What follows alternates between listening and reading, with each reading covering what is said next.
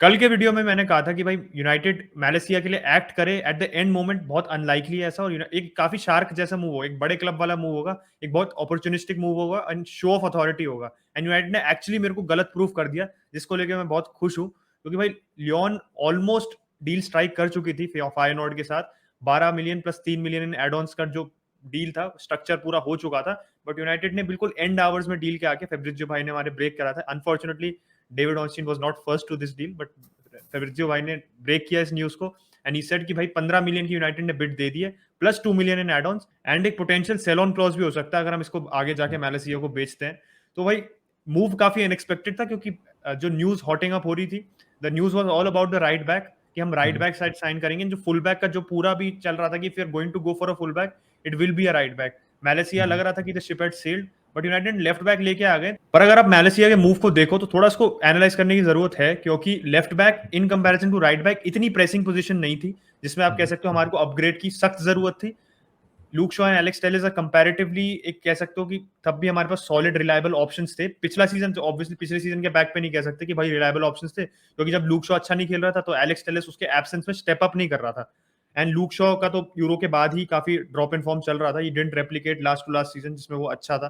तो right back में लग रहा था कि हम अपग्रेड के लिए जाएंगे, क्योंकि वैन बिसाका तो मोर और less out of the team हो ही गया था। रैग्निक के अंदर डैलो was the preferred choice, and डैलो भी अटैकिंग गेम उसका जितना एसी मिलान में उसने अपेरेंटली इंप्रूव किया था, उतना उसने शो नहीं किया था कि वो उसने एक्चुअली अपना इंप्रूव किया है गेम, क्योंकि उसकी क्रॉसिंग वगैरह मेरे को याद है बहुत लोगों में कितनी बार कहते थे कि भाई हर बार ओवर हिट कर दिया क्रॉस, कि यार पोजीशनिंग गलत होती थी, डिफेंसिवली भी वो प्रोन था।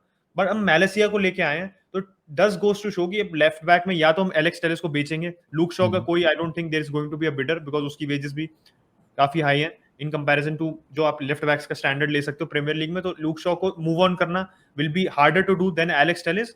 और एक और थोड़ा सा आप कह सकते हो एक पॉइंट ऑफ कंसिडरेशन है कि एल्वारो फर्नांडिस जो हमारा FA youth cup winning team का पार्ट था, अभी जो हमारी यूनाइटेड की जो एकेडमी साइड जीती थी, उसमें एल्वारो फर्नांडिस का काफी अच्छा रोल था। और अभी हमने एल्वारो फर्नांडिस और एलेजांड्रो गर्नाचो दोनों को फर्स्ट टीम में इंडक्ट कर दिया, दोनों को 45, आई थिंक गर्नाचो को 45 मिला, एल्वारो फर्नांडिस को 49 नंबर, दोनों को शर्ट नंबर्स भी एलोकेट हो गए थे। तो इससे एक्सपेक्टेड था कि he will come into the side. And left back इतना मेरे को उम्मीद भी नहीं था, क्योंकि Lyon had obviously almost agreed a deal. तो ये देखना पड़ेगा कि मैलेसिया को कैसे यूज करेंगे। जो डच आउटलेट्स हैं और जो इंग्लिश आउटलेट्स है, कुछ टेली फुटबॉल टेलीग्राफ है, जो उन्होंने यही कहा है कि अभी इसको initially as a backup option होगा to Luke Shaw, and then long term में he will eventually be the successor to Luke Shaw. तो that does make sense to me, क्योंकि आप तुरंत अगर आप सोच रहे हो कि मैलेसिया को लाके if is Premier League ready, that is unlikely, क्योंकि मैलेसिया गेम में काफी रफ एजेस हैं। वो अटैकिंग उसकी जो इंटेंसिटी है, उसकी जो एनर्जी है up and down the pitch, बहुत मोबाइल एक लेफ्ट बैक है, बहुत मॉडर्न फुल बैक है। वो हमेशा अटैकिंग भी थ्रेट प्रोवाइड करता है, डिफेंसिवली करता है, वन ऑन वन उसकी डिफेंडिंग भी सही है। बस उसके जो रफ एजेस हैं वो ये गेम में कि थोड़ा उसकी कभी कभार positioning on transitions is not the best, and attacking wise जब उसको पोजीशन टेकअप करनी होती है, जब क्या कब इनवर्ड आना है कब आउटवर्ड आना है, तो उसमें थोड़ा उसका भी judgment is a little rusty. तो उसको इंप्रूव करना पड़ेगा, and I think Ten Hag ने उसको उस हिसाब से खरीदा है कि एज अ लॉन्ग टर्म, कि 3-4 साल का अगर आपका प्रोजेक्ट है, तो Luke Shaw if he is not able to step up, तो Malacia will obviously be the man to rely on. और इस मलेशिया वाली डील में एक और पॉइंट टू नोट है कि डियोंग और मलेशिया का सेम एजेंट है, तो या तो दोनों आएंगे या तो एक भी नहीं आएगा। तो देखते हैं यूनाइटेड क्या करती है। वैसे एक्चुअल जो एक शार्क वाला मूव था भाई, this video in any form or kind is not sponsored by Shark Tank India. Hopefully होगा तो संडे लीग पंडित बड़ा हो जाएगा। तो Raphinha is going to Chelsea. और भाई ये news came out of nowhere भाई, आउट ऑफ नोवेयर। मुझे लग रहा था आर्सेनल साइन कर लेगी क्योंकि दो फिगर्स जो आ रहे थे आर्सेनल के, वो बारसा भी मैच नहीं करने वाली थी, और चेल्सी ने आर्सेनल को भी यहाँ पे कह सकते हो उठा के फेंक दिया। जिंदगी में चलना है तो वरना अच्छी तरह चल, ठीक है भाई, नहीं तो ऐसा सबक सिखाऊंगा कि दुनिया को मुंह दिखाने का लायक नहीं रहोगे। ये मेरा एरिया है और एरिया में कोई भी इंटरेस्ट नहीं करना। Okay ji.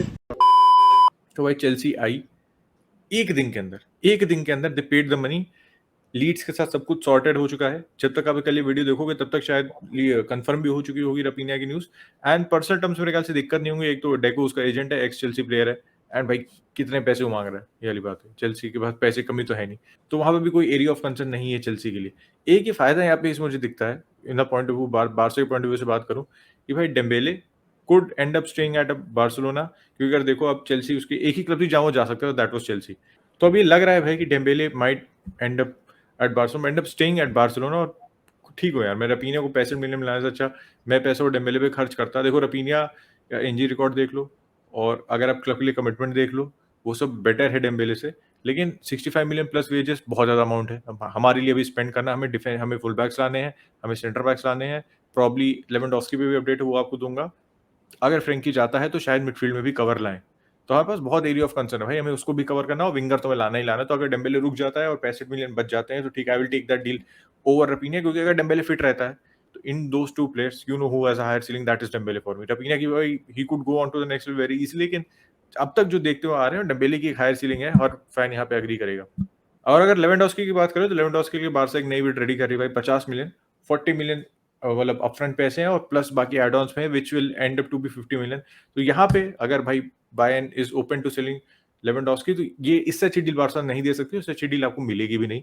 Eight 33 who has 1 year contract left, 40 million plus add ons. अब एड ऑन्स इजीली अचीवेबल है वो नहीं है, ये नहीं पता अभी, लेकिन at this age you are not getting a better deal. और बायर्न को कैशिंग कर लेना चाहिए, और बायर्न जिससे आपका क्लब है ये चुतिया पे करेगा नहीं, फ्री में लेवेंडोव्स्की को अगले साल नहीं जाने देगा। I think they will cash in, already माने साइन कर लिया है, प्रॉब्ली अभी और कोई स्ट्राइकर की लिंक नहीं आ रही, लेकिन they will get other striker from Bundesliga, that could be Sasha Kalajdzic, या फिर मतलब किसी से साइन कर लेते हैं। मतलब आपको पता है क्या स्थिति है बायर्न की बुंडेसलीगा में।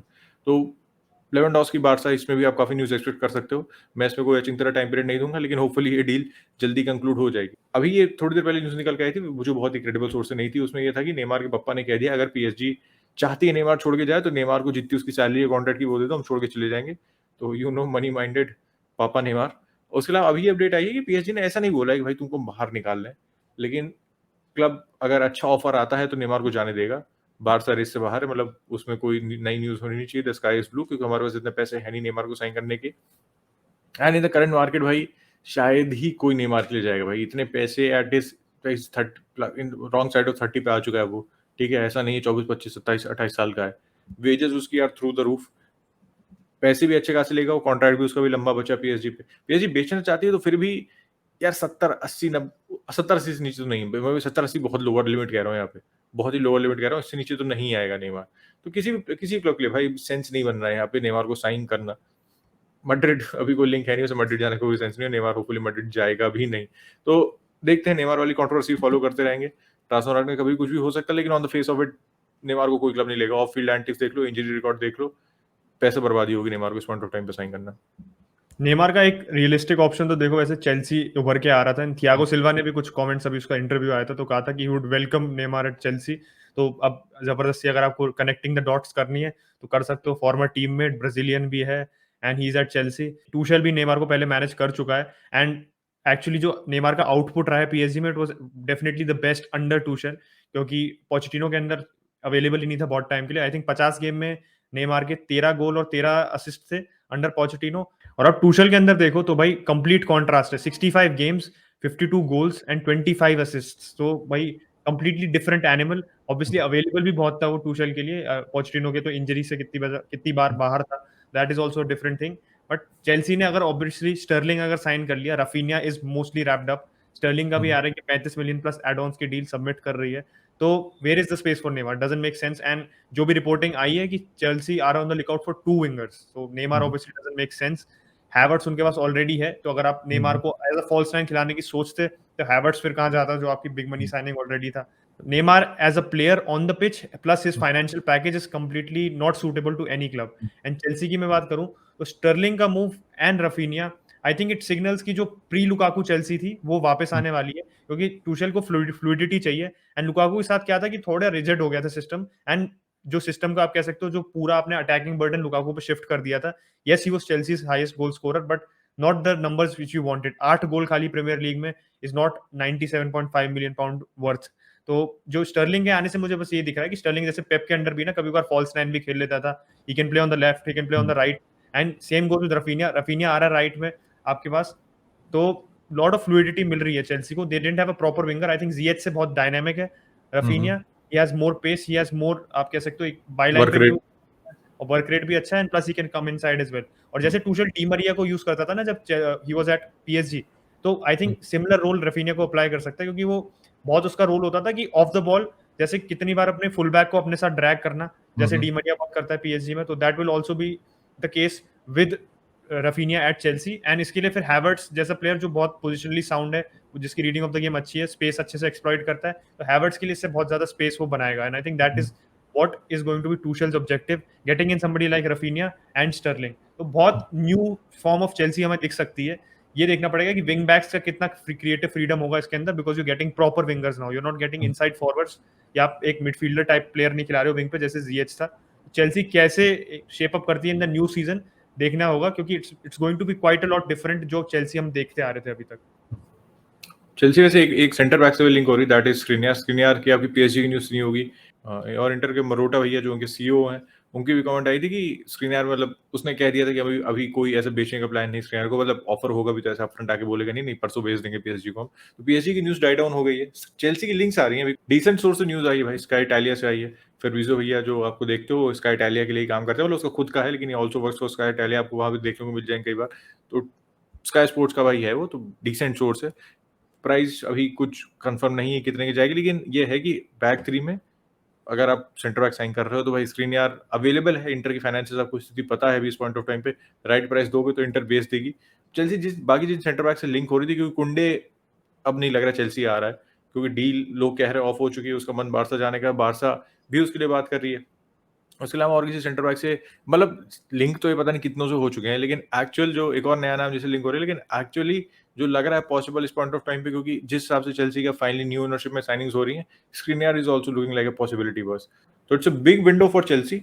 ऑलरेडी रवीना रैप अप हो गया, स्टर्लिंग भी मेरे ख्याल से आ जाएगा, और अगर स्क्रीनियार आ जाता है उसके अलावा भी उनको एडिशन की जरूरत पड़ेगी, लेकिन ये है कि एक काफी कोर ऑफ द टीम आप सेट कर लोगे अपने पास। वैसे एक और विंगर जिस पे अभी न्यूज आई थी, दैट इज गनाब्री। भाई बायर्न ने कह दिया है कि अगर तुम नहीं साइन करोगे तो एक सीजन आपको स्टैंड से बैठा देंगे।